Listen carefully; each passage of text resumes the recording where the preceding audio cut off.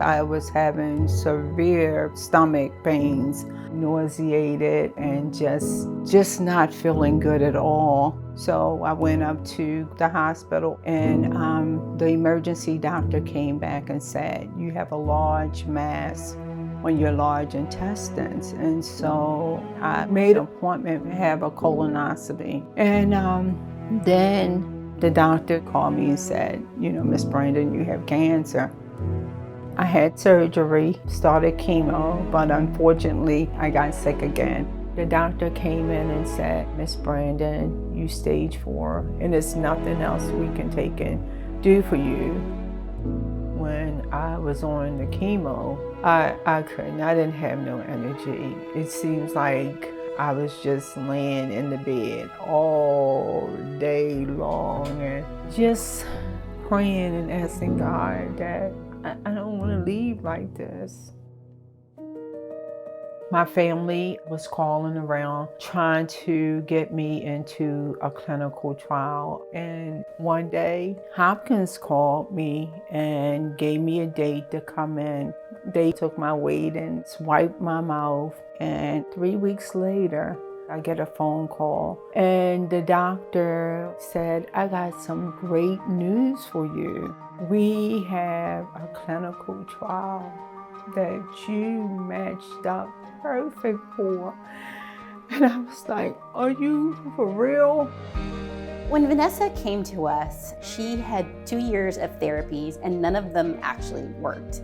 Traditionally, the treatments for cancer include surgery, radiation, and chemotherapy. And in the last decade or so, now we have another pillar of therapy, that's immunotherapy. And essentially what we're doing is we're not targeting the cancer directly.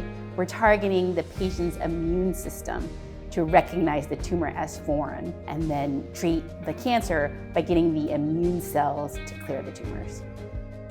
When Vanessa joined the study, we already had some experience showing some responses. Of course, we couldn't guarantee anything, so we are all very cautious, but there's a palpable feeling that we could really help her, and I think she could feel that as well. One of the remarkable things about Vanessa's treatment is that it was based on research that was done at Hopkins in the 1980s and early 90s. It's extremely rare to have a single institution identify the cause of a disease and then find a way to treat the disease. A lot of these breakthroughs come when you get people together who don't normally come together. We have a lot of peer institutions that have great science, but I don't think any of them have that collaborative spirit that bridges laboratory science to the patient in a way that just is part of the Hopkins culture. I started my treatment and I was like, this is awesome.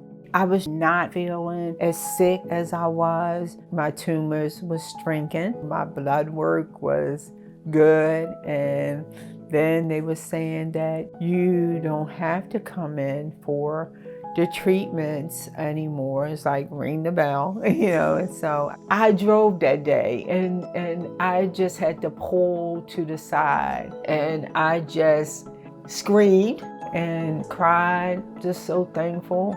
Everybody says the same thing about winning $1 million, but yeah, it was more than winning $1 million. I mean, I'm still here. Vanessa's tests are now completely normal, and lo and behold, her disease completely disappeared. The ongoing care is to monitor her, so she gets CAT scans yearly now, and I see her every 6 months or so. We also communicate a lot by MyChart. She'll send me a message, often let me know how she's feeling, what's going on in her life.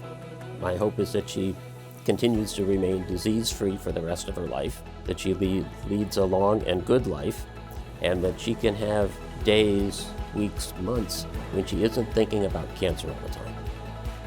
I thank God every day for the research team, for my doctors, for the people who did my scans and my blood work. And all I can say is just thank you, that I'm still here.